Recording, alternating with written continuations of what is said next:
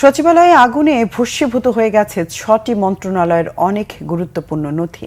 পুড়ে গেছে অন্তর্বর্তী সরকারের উপদেষ্টা ও বিভিন্ন মন্ত্রণালয়ের সচিবদের বসার কক্ষ।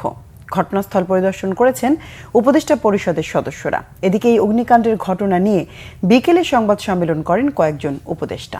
জানান, আগুনের সম্ভাব্য ক্ষয়ক্ষতি আর নথিপত্র পুনরুদ্ধারের সম্ভাবনা নিয়ে উৎস কারণ অনুসন্ধান করে ৩ দিনের মধ্যে রিপোর্ট দিতে বলা হয়েছে তদন্ত কমিটিকে। মহিবুল্লাহ মুহিবের রিপোর্টে বিস্তারিত।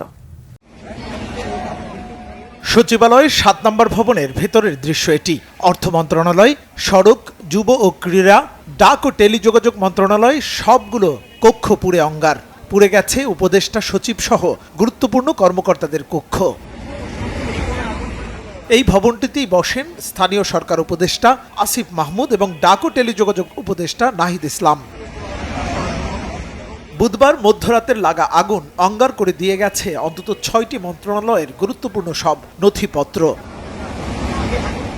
ঘটনাস্থল পরিদর্শন করেছেন অন্তর্বর্তী সরকারের বিভিন্ন উপদেষ্টা, গণ অধিকার পরিষদের সভাপতি নুরুল হক নূর সহ বিভিন্ন রাজনৈতিক দলের নেতারা। তাদের শঙ্কা, সরকারকে বেকায়দায় ফেলতেই এই অগ্নিকাণ্ড। আর শুধু যেগুলি পড়েছে সেগুলি ছাড়া বাকিগুলা সক্রিয় আছে, সবাই কাজ করছে। সরকারকে ব্যর্থ করার জন্য নানান ধরনের তৎপরতা লক্ষ্য করা যাচ্ছে। সচিবালয়ে আগুন এবং আগুনের যে ধরন, আসলে যেগুলো আমরা ভিতরে গিয়ে দেখলাম, বিশেষ করে আপনার একাধিক জায়গা থেকে আগুনের বোধহয় সূত্রপাত এক জায়গা থেকে না 2 জায়গা থেকে, সেটুকু তো এখনই সুনির্দিষ্টভাবে বলা যাচ্ছে না। তবে দেখা যাচ্ছে যে বিভিন্ন জায়গা থেকে আগুন লেগেছে, তার একটা আলামত লক্ষ্য করা যাচ্ছে। এবং যেভাবে কয়েকটি ফ্লোর একেবারেই কয়লা হয়ে গিয়েছে, তাতে বোঝাই যাচ্ছে যে এটা কোনো স্বাভাবিক কোনো দুর্ঘটনা না। সচিবালয়ে এমন ভয়াবহ অগ্নিকাণ্ডের ঘটনায় শ্রম ও কর্মসংস্থান মন্ত্রণালয়, স্থানীয় সরকার মন্ত্রণালয় এবং মন্ত্রিপরিষদ বিভাগ 3টি কমিটি করেছে।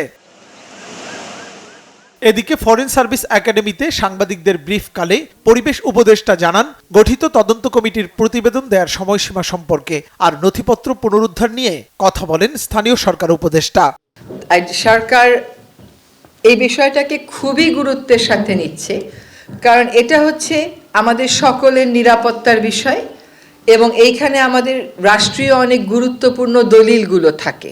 অগ্নিকাণ্ডের ঘটনা ঘটেছে, যে অগ্নিকাণ্ডের বিষয়ে তদন্ত করে আমাদেরকে বলবেন উৎস কি, কারণ কি, এটা তারা আমাদেরকে 3 দিনের মধ্যে জানাবেন। শ্রম ও কর্মসংস্থান মন্ত্রণালয় ক্ষতিগ্রস্ত হয়েছে, যুব ক্রীড়া এবং স্থানীয় সরকার পল্লী উন্নয়ন সমবায় মন্ত্রণালয়, এছাড়াও রোডস অ্যান্ড হাইওয়ে সেটাও ক্ষতিগ্রস্ত হয়েছে। এই রোডস অ্যান্ড হাইওয়ে ডিভিশন আর হচ্ছে ডাক টেলিযোগাযোগ ডিভিশন আর বাকি 3টা মন্ত্রণালয়, এই মোট 5টা মন্ত্রণালয়ের নথিগুলো ক্ষতিগ্রস্ত হয়েছে। এর মধ্যে যুব ক্রীড়া মন্ত্রণালয়ের নথির কার্যক্রম অনলাইনে থাকার কারণে সেটা আমরা রিকভার করতে পারবো।